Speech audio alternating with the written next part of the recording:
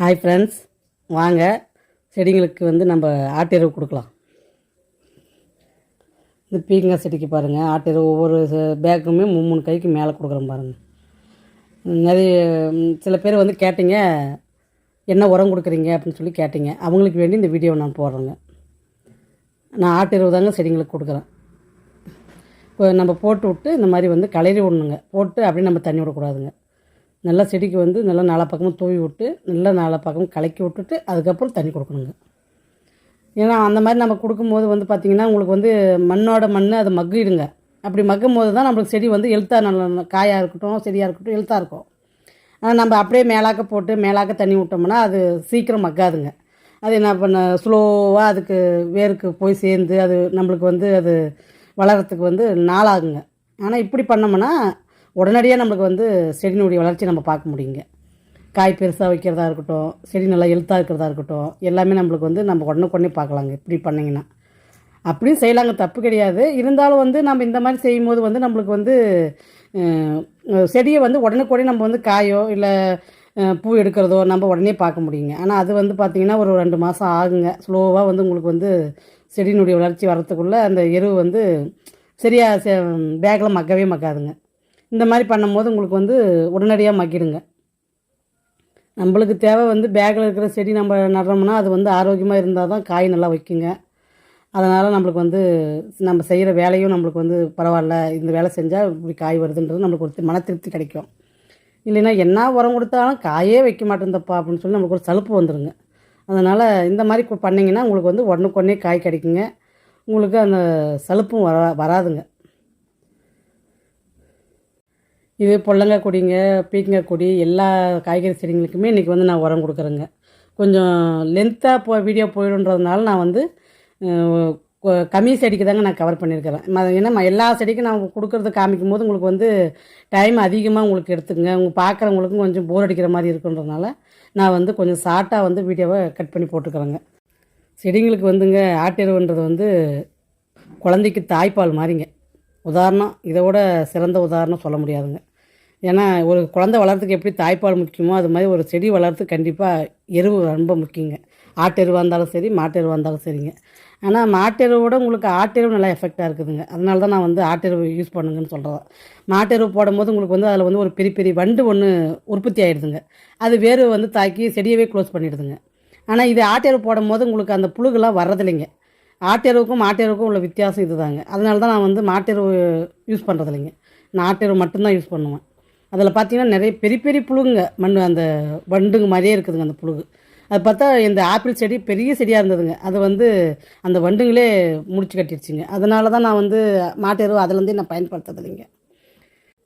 நீங்களும் இதே மாதிரி வந்து செடிங்களுக்கு வந்து கொடுத்து செடியை நல்லா பராமரித்து உங்கள் செடிங்களும் நல்லா ஹெல்த்தாக இருக்கணுன்ட்டு நான் நினைக்கிறேங்க. அப்புறம் 5வது அறுவடைக்கும் நல்ல கமெண்ட் கொடுத்த அத்தனை உள்ளவங்களுக்கும் மறுபடியும் நான் நன்றி சொல்லிகிட்டே இருப்பேங்க. என் வீடியோவை தொடர்ந்து பார்க்குற அத்தனை உள்ளவங்களுக்கும் நான் மறுபடியும் நன்றி சொல்கிறேங்க.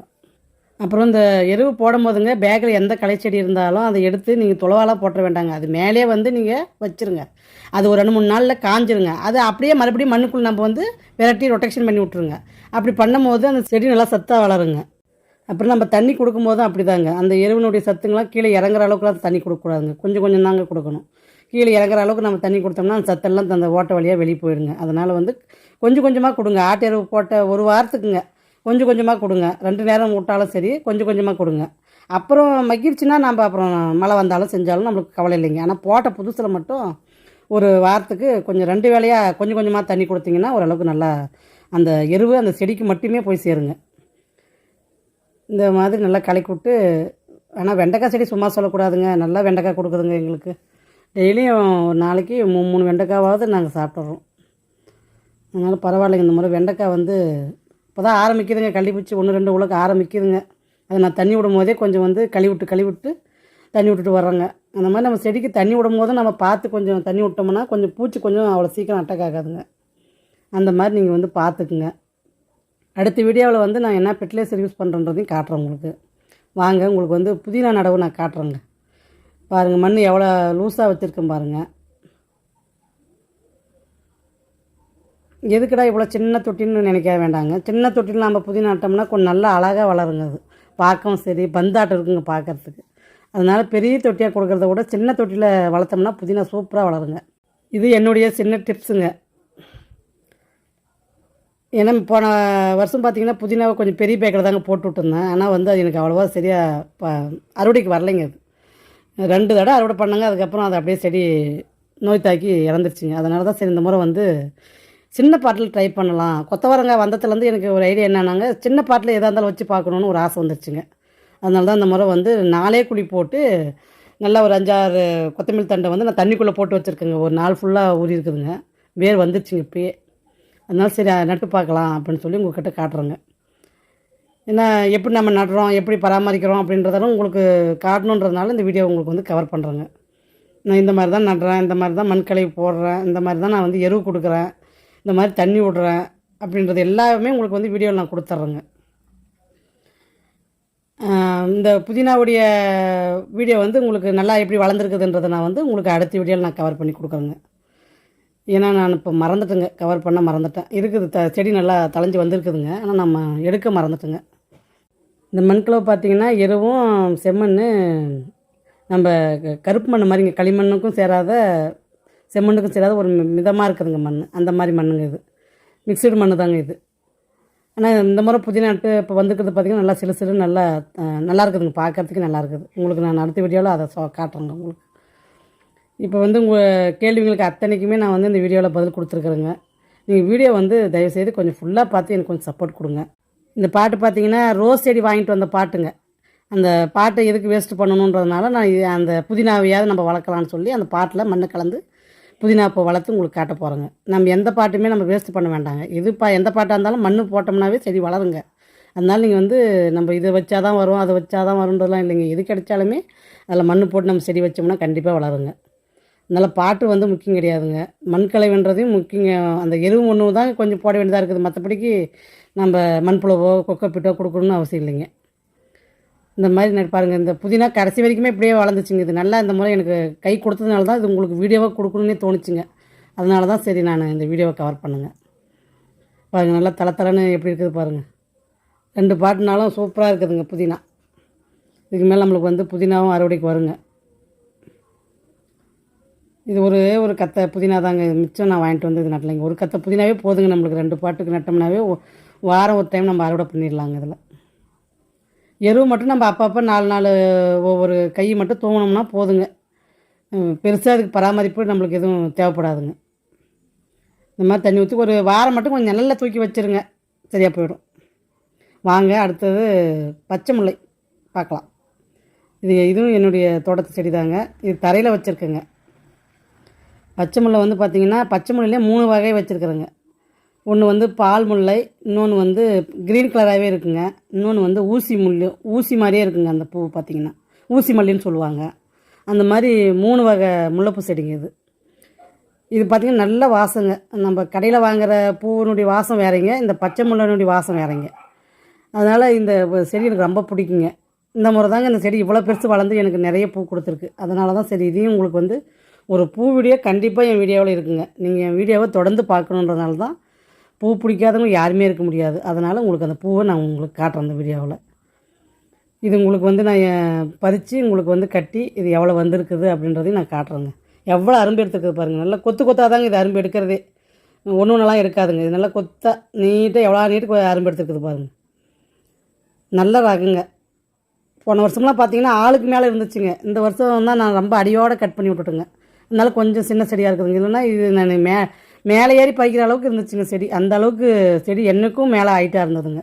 இந்த முறை நான் வந்து அடியோடு கட் பண்ணி விட்டுட்டுங்க. அடியோடு கட் பண்ணதுனால வளர்ச்சி கொஞ்சம் கம்மியாக போயிடுச்சுங்க. இது தாங்க பால் முல்லைன்னு சொன்னோம் பார்த்தீங்களா, அது தாங்க இந்த முல்லை. தலையை பார்த்தீங்கன்னா உங்களுக்கு நல்லா பெருசாக இருக்குங்க தலைப்பாகம். காம்பு பார்த்தீங்கன்னா உங்களுக்கு கொஞ்சம் பச்சை முல்லை அளவுக்கு நீளம் வராதுங்க, கொஞ்சம் குட்டியாக இருக்குங்க. பச்சை முல்லை தாங்க நல்லா நீளமாகவும் இருக்கும், தலையும் குண்டாக இருக்குங்க. இவ்வளோ பூ வந்துருக்குது பாருங்கள். இதுவே உங்களுக்கு வந்து டம்ளரில் நம்ம அளந்தோம்னா ஒரு டம்ளர் பூ வருங்க. இந்த வில்லேஜ் பக்கம்லாம் பார்த்தீங்கன்னா டம்ளரில் போடுவாங்க, பூ விற்பாங்க டம்ளரில். ஒரு டம்ளர் இவ்வளோ ரேட்டு, ஒரு டம்ளர் இவ்வளோ ரேட்டுன்னு சொல்லி விற்பாங்க. அந்த மாதிரி ஒரு டம்ளர் கணக்குங்க இது பாருங்கள். கட்டி பாருங்கள், கனகாம்பரம் நடுவில் கொஞ்சம் வச்சு அதை டிசைனாக கட்டியிருக்கேன் பாருங்கள். 3/4 முழம் வருதுங்க. நான் வந்து 4 நாளாக வச்சு கட்டியிருக்கிறேங்க. அதுவே நம்ம கடையில் கட்டுற மாதிரி 2 2 வச்சு கட்டினோம்னா ஒரு முளத்துக்கு மேலே வருங்க. நான் வந்து 4 நாளாக வச்சு கொஞ்சம் நெருக்க கட்டிடுறதுங்க. பாருங்கள் எவ்வளோ நீட்டுக்கு வந்திருக்கு. இன்னும் கொஞ்சம் தான் இருக்குது. அது நம்ம 2 வச்சு கட்டியிருந்தோம்னா நம்மளுக்கு ஒரு முளத்துக்கு மேலே வருங்க. பாருங்கள் மலர்ந்ததா எப்படி இருக்குன்றதையும் உங்களுக்கு காட்டிக்கிறேன் பாருங்கள். பூ சூப்பராக இருக்குதான்னு கமெண்ட்டில் கொடுங்க. இது வாசம் பார்த்திங்கன்னா நல்ல வாசங்க இந்த பூ. பாருங்கள் இப்போ மலர்ந்த பின்னாடி ஒரு முளமே வருது பாருங்கள். அடுத்தது வந்து நம்ம கீரை செடிங்க. நம்ம இதில் வந்து கீரையும் ஒரு முக்கியமான பங்குங்க நம்ம வீடியோவில். இது வந்து பசலைக்கீரைங்க, சிலோன் பசலைக்கீரைன்னு சொல்லுவாங்க. இதையும் நான் வந்து தரையில் வச்சுருக்கேங்க. அந்த மல்லிகைப்பூ செடி முல்லைப்பூ செடிக்கு நடுவில் இது இருக்குதுங்க. இது பார்த்திங்கன்னா தன்னாலே இது வந்து விதை விழுந்து தன்னாலே உற்பத்தி ஆகிக்கிறதுங்க. இந்த இது வந்து நம்ம பிசருக்கெலாம் சாப்பிடுவாங்க, பிசர்க்கீரைன்னு சொல்லுவாங்க. இதுக்கு கீரை இன்னொரு பேரும் இருக்குதுங்க, பிசர்க்கீரைன்னு சொல்லுவாங்க. பிசர் இது ஆனால் உண்மையிலே நல்லாவே குறைக்குதுங்க. ரெடியூஸ் நம்மளுக்கு ஹை பிசர் இருக்கிறவங்க கூட இதை சாப்பிட்டோம்னா நல்லா குறையுதுங்க. இந்த கீரை வந்து நம்ம எந்த ஒரு உரமும் கொடுக்காத, ஒரு மருந்து அடிக்காத நாமளே பார்த்து வளர்த்துறதுனால நம்மளுக்கு இந்த கீரை அன்ஹெல்த்தி வரதுக்கு வாய்ப்பே கிடையாதுங்க. அதனால் வாரம் ஒரு 2 டைமாவது கீரை கலந்துக்கணுங்க உடம்புக்கு. அதுதான் நம்ம உடம்புக்கு வந்து கொஞ்சம் ஹெல்த்தாக இருக்குங்க. பாருங்கள் இவ்வளோ கீரை பறிச்சிருக்கேன். சும்மா ஒரு வட்டம் பறித்தாவே எனக்கு ஒரு வேலைக்கு கீரை பறிச்சிருவோங்க. அந்த அளவுக்கு கீரை வந்து வளர்ந்துருங்க. இந்த அளவுக்கு தளத்தலன்னு பாருங்கள் எப்படி இருக்குது. பூ இந்த மாதிரி தாங்க இருக்கும். இதில் வந்து பார்த்திங்கன்னா காயும் மாறிடுங்க. அந்த காயெல்லாம் நம்ம கிள்ளி திருப்பி நிலத்துக்கே போட்டு விட்டுறோம்னா அது அப்படியே விதையாக உருவாகி மறுபடியும் புது இளஞ்செடியாக நம்மளுக்கு வந்துடுங்க. நல்லா இருக்குங்களா? கீரை நல்லா சூப்பரான கீரைங்க, நல்லா இருக்குங்க சாப்பிட. இது வந்து நீங்கள் என்ன பண்ணணும்னா 2 முட்டையை உடச்சி விட்டு வறுத்து சாப்பிடுங்க, நல்லாயிருக்கும். வாங்க பச்சை மிளகா அறுவடை பார்க்கலாம். இன்றைக்கி பச்சை மிளகா மறுபடியும் அறுவடை பண்ணுங்க. அதனால் சரி அதை உங்களுக்கு காட்டுறேங்க. இது நல்லா வாசம் நல்லா இருக்குதுங்க. இந்த பச்சை மிளகானுடைய டேஸ்ட்டு எனக்கு இந்த மிளகா ரொம்ப பிடிச்சிதுங்க. அதனால் சமையலுக்கு போட்டால் நல்லா ருசியை கொடுக்கறதுனால இப்போ அதிகமாக இந்த பச்சை மிளகாயை நான் யூஸ் பண்ணுறேங்க சமையலுக்கு. அதனால் காலியாகிட்டா உடனே வந்து பறிச்சிருவேங்க. அந்த அளவுக்கு மிளகா வந்து இருக்குதுங்க செடியில். இப்படியும் வாரம் நம்மளுக்கு வந்து ஒரு 1/4 கிலோ மிளகாய்க்கு வந்துடுதுங்க. உங்களுக்கு அந்த எவ்வளோ மிளகா வந்திருக்குதுன்றதையும் நான் வீடியோவில் கவர் பண்ணியிருக்கிறேங்க, அதையும் பாருங்கள். மறுபடியும் சொல்கிற ஒரே விஷயம் என்னென்னா, வீடியோவை கொஞ்சம் ஃபுல்லாக பார்த்து கொஞ்சம் சப்போர்ட் கொடுங்க. சப்ஸ்கிரைப் பண்ணுங்கள், நல்லா கமெண்ட் கொடுங்க. நான் உண்மையிலே வந்து இதை நான் சொல்லி தான் ஆகணுங்க. நல்ல கமெண்ட்டு கொடுக்குறீங்க. எனக்கு என்கரேஜ்மெண்ட்டும் நீங்கள் கொடுக்குற கமெண்ட்டில் தாங்க எனக்கு இருக்குது. அதனால் வந்து அதை பார்க்க தான் வீடியோ நம்ம இப்படி பேசணும், இப்படி போடணும் அப்படின்ற இதே எனக்கு வருதுங்க. அதனால் அந்த கமெண்ட்டு தான் எனக்கு என்னுடைய பூஸ்டர்னே சொல்லலாங்க. அந்த அளவுக்கு வந்து எனக்கு நல்ல பாசிட்டிவ் கமெண்ட்டு கொடுத்த அத்தனை பேருக்குமே ரொம்ப நன்றிங்க. இது பார்த்திங்கன்னா நல்லா காரம் நல்லா உரைக்குதுங்க. குண்டாகவும் இது சின்னதாகவும் இதுங்க. சட்டுன்னு நம்மளுக்கு மிளகா கை கிடச்சிருதுங்க. இது பாருங்கள் மிளகாவை 1/4 கிலோவுக்கு வருங்க, மேலேயே வருங்க. அவ்வளோ வெயிட்டாக இருக்குதுங்க தட்டு. பார்த்து என்ஜாய் பண்ணுங்கள். நல்ல கமெண்ட்டாக கொடுங்க. பாய்.